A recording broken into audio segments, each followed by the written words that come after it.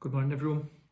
Thank you for taking the time to watch another Church on the Way daily devotion.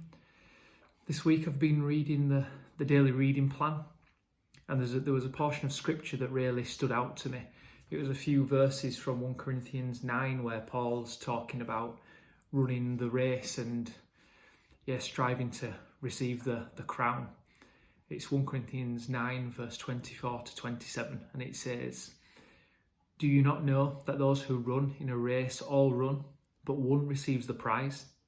Run in such a way that you may obtain it. And everyone who competes for the prize is temperate in all things. Now they do it to obtain a perishable crown, but we for an imperishable crown." And I love that Paul, first of all, that he uses sport as a reference point for someone who is sport obsessed as I am.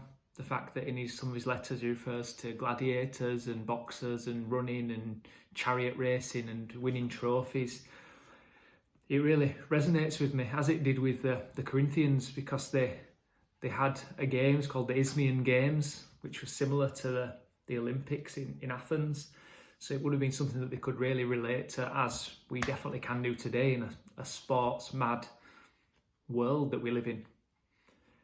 Paul talks about how we're competing for a prize, and in doing so we need to be temperate in all things, and that would suggest to us that we need to be controlled. We need to be moderate in the things that we do, knowing that they could have a serious effect on our ability to compete and to win that end prize. Similar to the way that an athlete would train. If he or she wants to be successful, it's really similar. They can't afford to be complacent and to take shortcuts in their diet and their training, because they won't win, because there'll be someone who is doing a better job than they are. It'll become increasingly harder to achieve what they want to achieve. If we look at an athlete, one of the best athletes probably there is, Cristiano Ronaldo, who, from what you read about him, he turns up to training before everyone else. He leaves after everyone else. Even coming towards the end of his career, he still does that. He doesn't drink alcohol. He has a chef at home to make sure his diet is perfect, that he's getting the right carbohydrates, the right protein, everything that he needs to make sure he's at the top, those marginal gains that you read about, that he's at the top of his game, so that he knows his body is as well tuned as it can be to win the final prize, whatever that may be, which he has done on many occasions. And I love this. I love the mindset of an elite athlete, that they can be. I think it's fascinating. They can be so dedicated, they're so obsessed to reach the top, and to reach the top of any sport is such an amazing achievement, isn't it?